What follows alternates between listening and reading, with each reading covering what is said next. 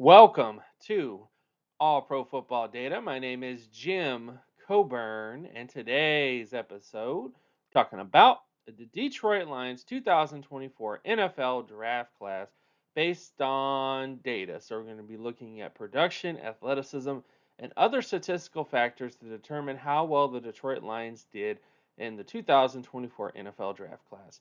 Stay tuned until the end of the video where I reveal the final grade for the Lions. But with all that stuff out of the way, let's look at the Lions' needs. So, this is the needs of the Detroit Lions based on the roster that they have currently right now. AV is NFL positional value. That kind of shows you the best prospects you have on a per year basis. There's other prospects in here that might get a little bit better over time, of course, but this is kind of where things are shaking out with them in terms of their overall data for them. Now, when you get to the offensive side of the football, these are the biggest needs on offense based on the needs assessment. Okay, they need quarterback help in terms of the age of the quarterback and the performance of Jared Goff to a certain extent. So, I'm not trying to just throw Jared Goff under the bus, but I would say one of the weak links on offense would be Jared Goff to a certain extent. Then, of course, you look at the tight end position. That definitely is an area where there might be another tight end to add to be with T.J. Hockenson. And offensive line wise, they also need assistance there as well. When you go to the defensive side of the football, by far the biggest need that I kind of was able to kind of locate in terms of the needs assessment would be linebacker. And then, of course, you have edge, cornerback, safety, that kind of area. But for the most part, the Lions have a very strong football team in terms of their overall data. So I am excited to kind of see what happens with them over time because of that. Biggest factors in terms of my final grade, I look for three main things in terms of my grading of the Lions. I look at, okay, did they meet their roster needs? The biggest needs that I could identify would be linebacker, quarterback, offensive line, tight end, and cornerback. Did they draft good prospects? Because if you don't draft good prospects, you're going to be drafted those prospects again the next year. So that's another thing to kind of look at with them. And then, of course, did they draft prospects that had the data potential to outperform their draft status? So what makes me a little bit different in terms of my draft grades is as I look at data grades, if you want to learn more about the systems that I use in terms of evaluation, you can go to my top 50 prospects video. I go into detail in terms of the correlations of the various data grades that I use and the various statistics that I use. So check that video out if you want to learn more about that and if you're not familiar with the stuff that I do. And it's a great video all around. So definitely check that video out. So, for all those questions that out of the way, or at least information out of the way, let's get to the picks. So, starting with pick 24, Tyrion Arnold, cornerback at Alabama. His data grade was 92.73 out of 100. His floor was 78.52. His balance grade was 85.63, and his pick AV was 86.49. The ceiling is essentially his overall data grade, like what's the highest his potential is to a certain extent based on his overall data. Average upside, I guess, is the best explanation of it. The projected floor is what the average AV is for prospects selected where he was selected at. So every single prospect that had a 90 plus percentile data score at pick 24 and that's in that range typically had about a 78.52 AV long term. And then the balance grade kind of marries the ceiling with the projected floor to kind of give you an idea of like bottom in medium area of potential. This doesn't mean that he could outperform this. Absolutely. I think Tyrion Arnold is a great cornerback prospect that could outperform these statistics right here. But that's just sort of like his medium ground between his ceiling average and his floor average. He kind of is like 85 percentile, which means he's about 85% better than most of the prospects out there in the NFL. And then his pick AV is 86.49. So most prospects taken at pick 24 are 86.49% better than all NFL players. So overall pick grade, I would give them a A. I think A would be very good for this particular selection. Taking a look at his market share production traits, Arnold was fantastic. He had 80 percentile solo tackle data, 96 percentile interception data, and 88 percentile pass deflection data. He was tremendously productive at Alabama in terms of all of those particular metrics. When you look at athleticism traits, this is the area where he was a little suspect. He had above average explosiveness. He had above average speed, actually below average speed. That was kind of the concern, and above average flexibility traits.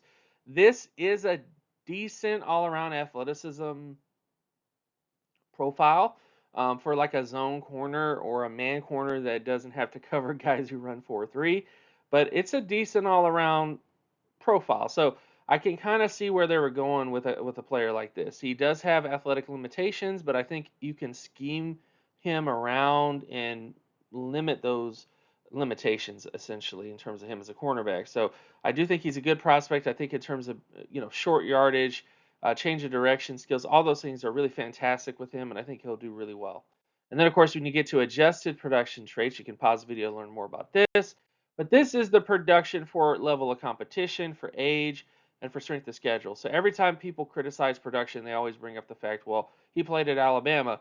This adjusts for the fact that he played at Alabama from a statistical standpoint. It adjusts for the level of competition he faced, and of course his age.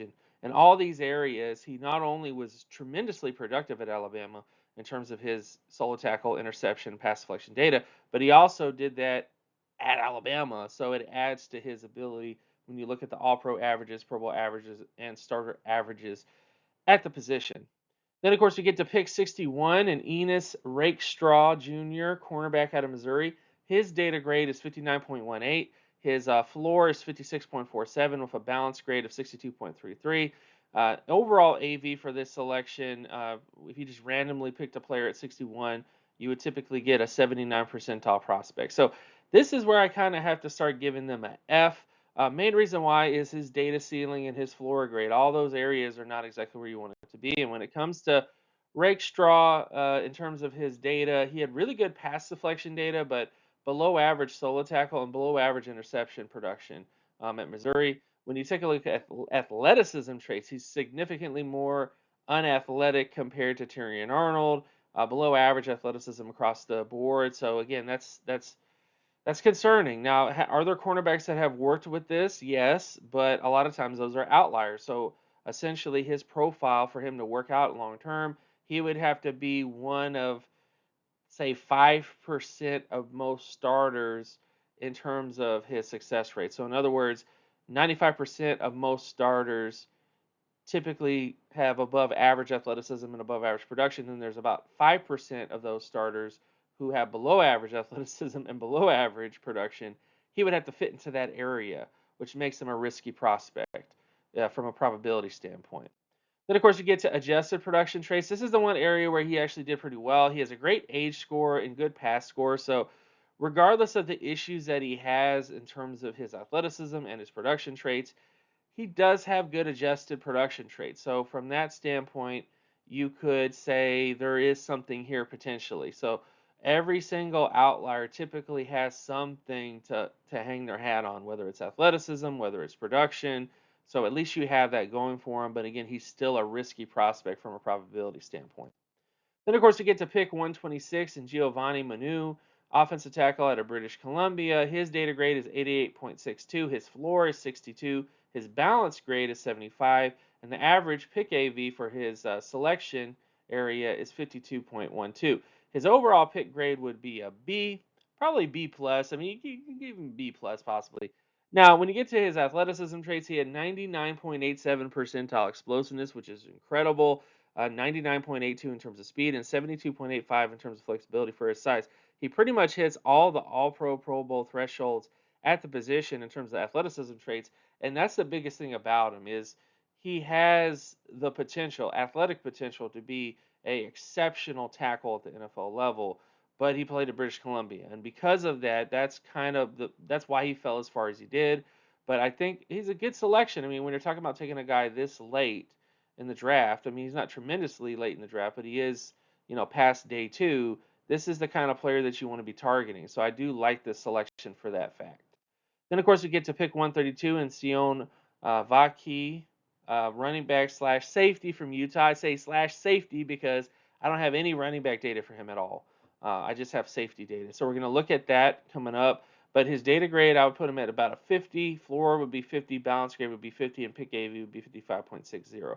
overall. So this was just kind of balancing out running back and safety tendencies. Just give him a flat 50 percentile because we don't really know enough to really project him as a running back, so we're kind of going out on a limb. But overall pick grade for this would be a F, just because there's a lot of projection with this pick.